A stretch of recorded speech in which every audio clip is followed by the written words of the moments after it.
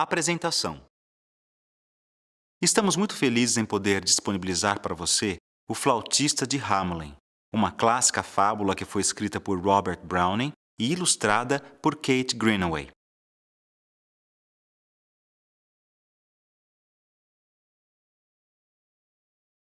Essa história já foi lida por milhões de pessoas no mundo inteiro em diferentes línguas e versões. Porém, muitas pessoas não puderam ler porque não se encontrava disponível em formato acessível. O nosso desejo é possibilitar que todas as pessoas possam desfrutar da leitura. Para isso, desenvolvemos esta versão audiovisual acessível, que tem como princípio ser um livro para todos, onde pessoas com diferentes tipos de deficiência e também sem deficiência terão acesso a este texto através de diferentes formatos. Você poderá ler em língua portuguesa, por meio de legendas, e assistir simultaneamente a tradução em língua brasileira de sinais, Libras.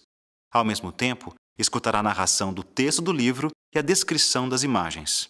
Acreditamos que existem diferentes formas de ler e que estas formas possibilitam diferentes modos de se relacionar com o texto, com as histórias, com o mundo e com a vida. Boa leitura! O Flautista de Hamelin, de Robert Browning. Ilustrações de Kate Greenaway.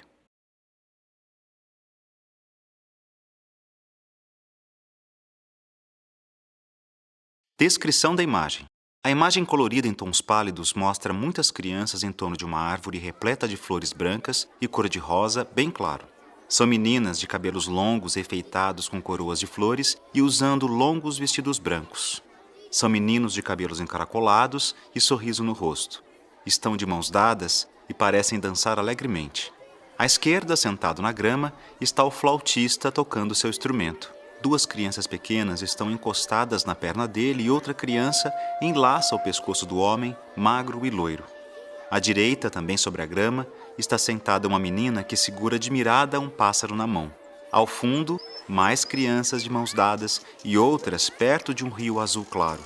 Na outra margem do rio, montes cobertos de verde. Fim da descrição da imagem. Era uma vez uma pequena cidade ao norte da Alemanha chamada Hamelin. Sua paisagem era agradável e sua beleza era exaltada pelas margens de um rio largo e profundo que corria por ali. Seus habitantes orgulhavam-se de viver em um lugar tão especial. Porém, um dia, a cidade foi atacada por uma terrível praga. Hamelin estava cheia de ratos. Havia tantos e tantos ratos que eles até se atreviam a desafiar os cães e a perseguir os gatos, seus inimigos eternos. Subiam nos berços para morder as crianças que estavam dormindo e roubavam queijos inteiros das despensas para logo comê-los sem deixar nenhuma migalhinha. Também metiam os focinhos em todas as comidas, farejavam os caldeirões dos cozinheiros, roíam as melhores roupas das pessoas e furavam os sacos de farinha e os barris de sardinhas salgadas. Os ratos até tentavam subir pelas longas saias das tagarelas que se reuniam na praça, abafando as vozes das pobres mulheres que se assustavam com seus agudos e desafinados guinchos. A vida em Hamelin estava se tornando insuportável.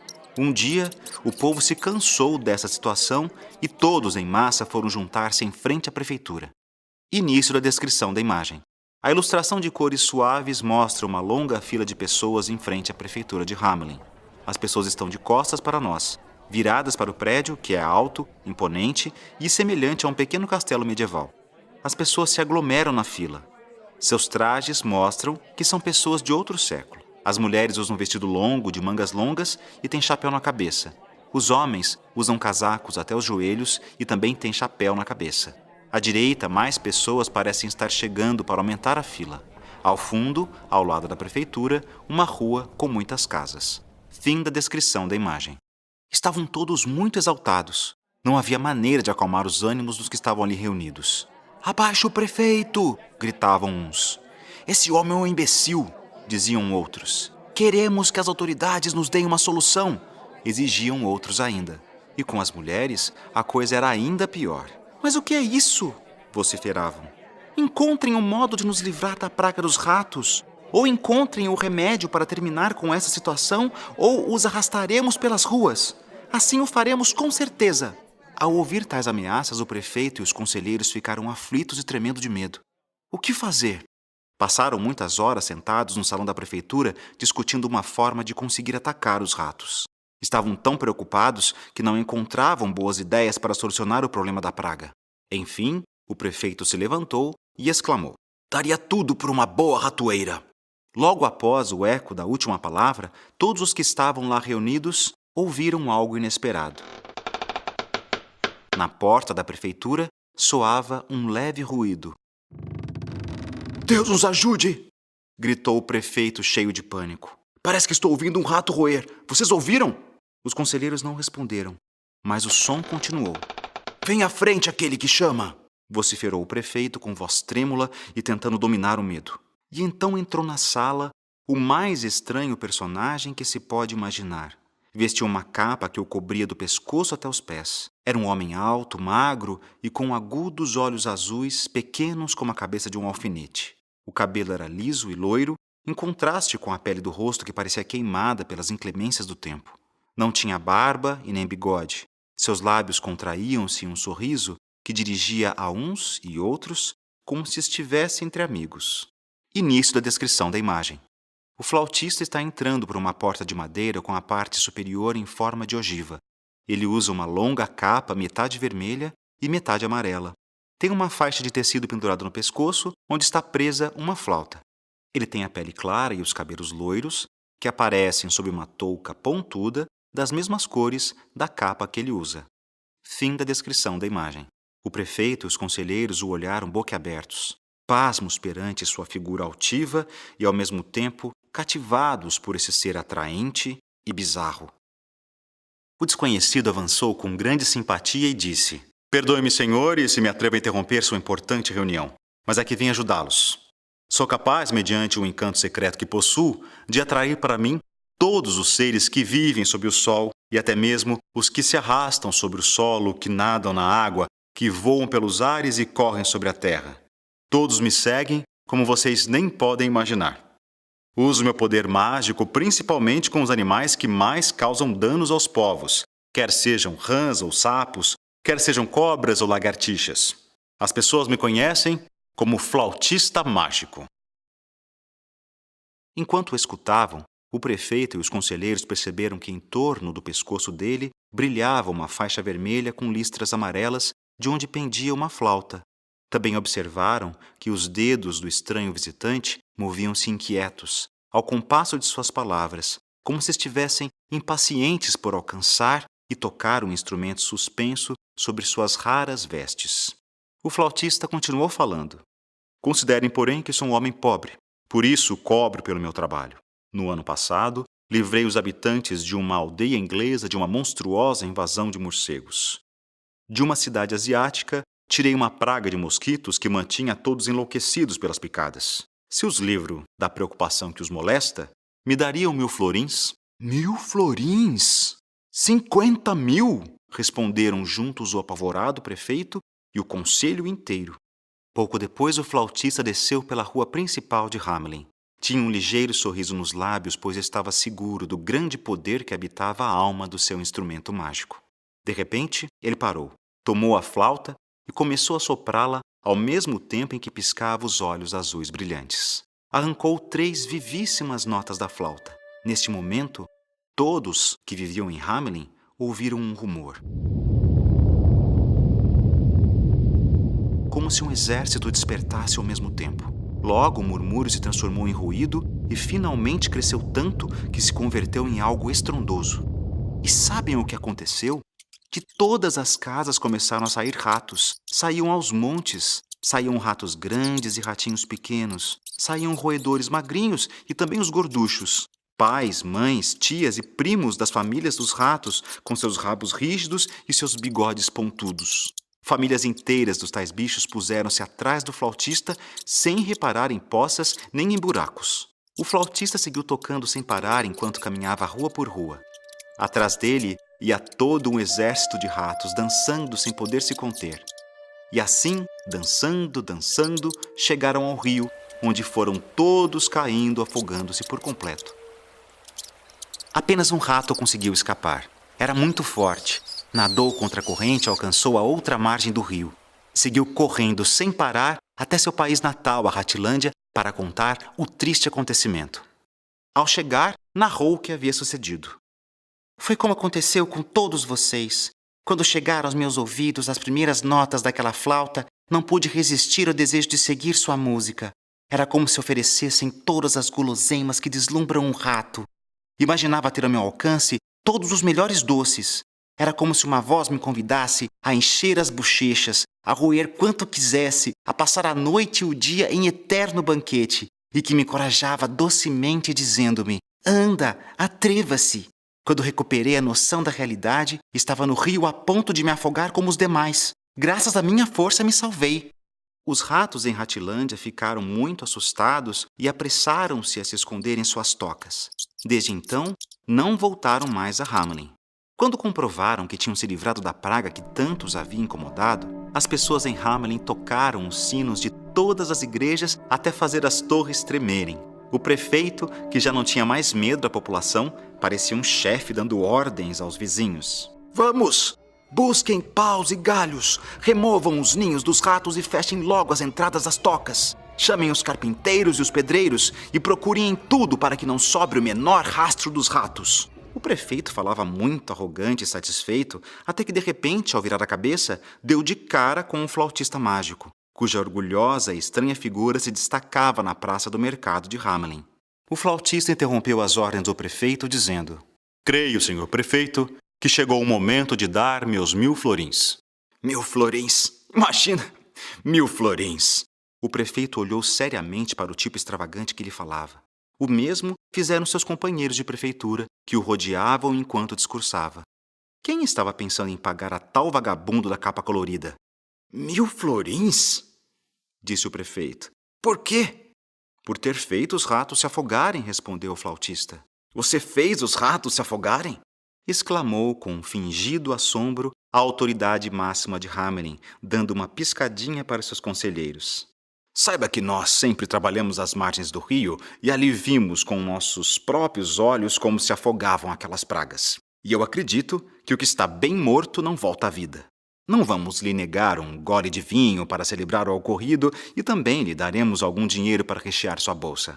Porém, isso de 1000 florins, como pode ver, falamos brincando. Além disso, com a praga dos ratos, sofremos muitas perdas. 1000 florins, vamos. Toma 50. O flautista, à medida que escutava as palavras do prefeito, ia ficando mais sério. Não gostava que o enganassem com palavras mais ou menos melosas e muito menos que mudassem o sentido das coisas. Não diga mais bobagens, prefeito, exclamou. Não gosto de discutir. Fizemos um trato. Cumpra-o. Eu fiz um trato com você? Disse o prefeito, fingindo surpresa e agindo sem nenhum remorso por ter enganado e explorado o flautista. Seus companheiros também disseram que aquilo não estava certo. O flautista, muito sério, avisou. Cuidado, não continuem provocando minha raiva, porque farão com que toque minha flauta de um modo muito diferente. Tais palavras enfureceram o prefeito. Como se atreve? Gritou. Você pensa que tolerarei suas ameaças? Que vou consentir em ser tratado pior que a um cozinheiro? Esquece que sou o prefeito de Hamelin. O que está pensando? O homem queria esconder sua falta de palavra à força de gritos, como sempre acontece com quem age deste modo. Assim, continuou gritando. A mim não me insulta nenhum vagabundo como você, mesmo que tenha uma flauta mágica e roupas reluzentes. Vocês se arrependerão, disse o flautista. Ainda continua nos ameaçando, reles vagabundo? Urrou o prefeito, mostrando o punho para o flautista.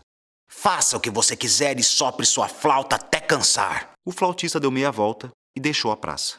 Começou a descer uma rua, levou aos lábios a flauta e tocou 3 notas. 3 notas tão doces, tão melodiosas como nenhum músico, nem o mais hábil, havia conseguido tocar. Eram arrebatadoras, deslumbravam os que as ouviam. Um murmúrio despertou em Hamelin. Um sussurro que rapidamente causou um alvoroço e que era produzido por alegres grupos que iam em direção ao flautista, atropelando-se com pressa. Numerosos pezinhos corriam batendo no chão. Pequenos tamancos batiam nas lajes. Muitas mãozinhas aplaudiam e o rebuliço aumentava. E como frangos em um grande galinheiro quando vem chegar a pessoa que os alimenta, Saíram correndo de casas e palácios todas as crianças, todos os meninos e as jovenzinhas que os habitavam, com suas bochechas rosadas, seus sorrisos de ouro, seus olhos brilhantes e seus dentinhos semelhantes a pérolas. Iam tropeçando e saltando, correndo alegremente atrás do maravilhoso músico, e o acompanhavam com suas vozes e suas gargalhadas. Início da descrição da imagem. O flautista está à direita, de perfil, tocando sua flauta e caminhando. Atrás dele vem uma interminável fila com meninos e meninas de diferentes idades e alturas. As crianças se aglomeram, algumas erguem os braços para o alto e outras parecem dançar enquanto seguem um músico. Fim da descrição da imagem. O prefeito emudeceu de assombro e os conselheiros também. Ficaram imóveis como postes, sem saber o que fazer diante do que estavam vendo. Além disso, sentiam-se incapazes de dar um passo e soltar o menor grito que impedisse aquela fuga das crianças.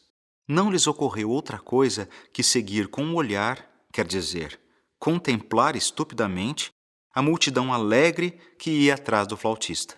O prefeito, no entanto, saiu de seu torpor, e o mesmo aconteceu com os conselheiros que viram que o músico mágico se dirigia pela Rua Alta em direção ao rio, exatamente pela rua onde viviam seus próprios filhos e filhas. Por sorte, o flautista não parecia querer afogar as crianças. Em vez de ir para o rio, encaminhou-se para o sul, em direção à alta montanha que estava próxima. Atrás dele, cada vez mais apressada, seguia a pequena tropa. O caminho fez que a esperança levantasse os oprimidos corações dos pais. Nunca poderá cruzar essa difícil montanha, falaram as pessoas. Além disso, o cansaço o fará deixar a flauta e nossos filhos deixarão de segui-lo. Mas eis que, quando o flautista começou a subir a montanha, as terras se abriram e surgiu um portão largo e maravilhoso. Parecia que alguma potente e misteriosa mão havia escavado repentinamente uma enorme gruta. Por ali entrou o flautista, seguido da multidão de crianças. Assim que o último deles entrou, o fantástico portão desapareceu em um abrir e fechar de olhos, ficando a montanha como era antes. Do lado de fora, só ficou um dos meninos. Ele mancava e não podia acompanhar as outras crianças em suas danças e corridas. Quando passou o susto, o prefeito e os conselheiros e os vizinhos acudiram ao menino que estava triste e abatido. Como o reprovaram por não se sentir contente por ter se salvado, diferente de seus companheiros, respondeu: "Contente? Justamente o contrário. Perdi todas as coisas bonitas com que eles agora estão brincando. O flautista com sua música também tinha me prometido desde que o seguisse, mas não pude." "E o que os prometeu?" perguntou seu pai curioso. "Disse que levaria todos para uma terra feliz, perto da cidade onde tem muitos riachos cristalinos e se multiplicam as árvores frutíferas, onde as flores têm as cores e os matizes mais belos e tudo extraordinário e nunca visto antes. Ali os pardais brilham com cores mais lindas que as dos nossos pavões reais. Os cachorros correm mais que os nossos servos. E as abelhas não têm ferrões porque não é preciso ter medo que nos piquem quando tiramos o mel. Até os cavalos são extraordinários, nascem com asas de águia. Então, se o cativava tanto, por que não o seguiste?" "Eu não pude por causa da minha perna", ressentiu-se o menino. "Parou a música e fiquei imóvel. Quando me dei conta que isso estava acontecendo, vi que os outros haviam desaparecido pela colina, deixando-me sozinho com meu desejo." Início da descrição da imagem. A imagem mostra o único menino que ficou do lado de fora do fantástico portão. Ele tem uma das pernas dobrada, sem apoiá-la no chão, e está apoiado em um par de muletas. Usa um longo casaco marrom sobre uma blusa vermelha e calça cinza e tem um chapéu na cabeça. Ao fundo, uma construção semelhante a um castelo medieval. Fim da descrição da imagem. Pobre cidade de Hamelin. Pagava caro por sua ganância. O prefeito mandou pessoas a todas as partes para oferecer ao flautista prata e ouro para encher seus bolsos desde que trouxesse as crianças em troca. Quando se convenceram de que perderam tempo e que o flautista e as crianças haviam partido para sempre, as pessoas sentiram uma dor enorme. Quanto lamento e lágrimas! E tudo por não cumprir o trato feito. Para que todos lembrassem o que aconteceu, o lugar onde as crianças desapareceram passou a ser chamado de Rua do Flautista Mágico. Além disso, o prefeito ordenou que todo aquele que se atrevesse a tocar uma flauta ou a um tambor perderia seu trabalho para sempre. Proibiu também que qualquer hospedaria ou pousada que se instalasse naquela rua fizesse festa o algazarra naquele lugar. A história foi logo gravada em uma coluna e também foi pintada na janela da igreja para que todo mundo conhecesse e lembrasse como haviam perdido as crianças de Hamelin. Ficha técnica. Projeto Acessibilidade em Bibliotecas Públicas. Convênio número 800812, executado pela Mais Diferenças, em parceria com Ministério da Cultura, Secretaria Executiva, Diretoria do Livro, Leitura, Literatura e Biblioteca, DLLL-B, e Sistema Nacional de Bibliotecas Públicas, SNBP. Coordenação técnica do projeto, Wagner Santana. Execução das versões acessíveis, BRDN. Supervisão, Carla Mausch. Coordenação técnica e produção de roteiros, audiolivro, Libras, legenda, Daisy, leitura ampliada, leitura fácil, Ana Rosa Bordim Rabelo. Locução, Benedito Sverberi. Interpretação em Libras, Félix Oliveira. Captação, edição e animação, áudio e vídeo, Saulo Tomé, Maria Vitória Canezin e Mariana Tesch. Design gráfico, Tiago Marquesano. Produção em Daisy, Otávio Santos. Versão acessível, executada nos termos da Lei 9.610, de 98, artigo 46, inciso 1, letra D.